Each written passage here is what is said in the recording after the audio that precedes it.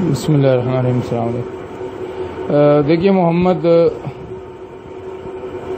اگر اصول شریعت کو دیکھا جائے تو احتجاج کا طریقہ حضرت محمد مصطفیٰ صلی اللہ علیہ وسلم سے جو ثابت ہے وہ یہ ہے کہ اگر کوئی قوم متعین طور پر ظالم ہے اور انہوں نے مظلوموں کے ساتھ زیادتی کی ہے تو ان کے خلاف بددعا کی آپ نے.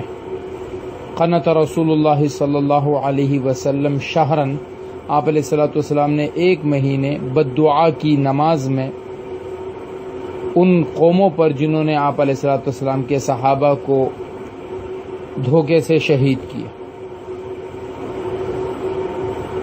اس کے علاوہ احتجاج کا کوئی بھی طریقہ شریعت اسلامیہ میں ثابت نہیں ہے کہ ہم کسی کے خلاف احتجاج کریں.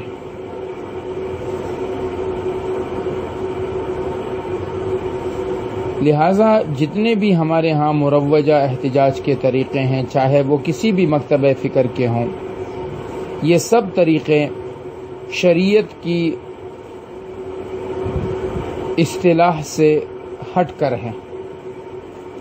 پھر اس میں یہ دیکھا جائے گا کہ اگر کوئی طریقہ ایسا ہے کہ جس میں صرف اپنے جذبات کا اظہار ہے لیکن اس میں کسی قسم کا کوئی نقصان کسی کو نہیں پہنچایا جاتا ہے، مثلا پریس کلب پہ جا کے بیٹھ گئے یا کسی پارک میں کسی جگہ پر جا کر انہوں نے احتجاج کی کوئی شکل اختیار کر لی، تو کہا جائے گا کہ چونکہ یہ ایک مروجہ طور پہ ایک عام طور پہ احتجاج کا طریقہ ہے تو اس کو نہ حرام کہیں گے.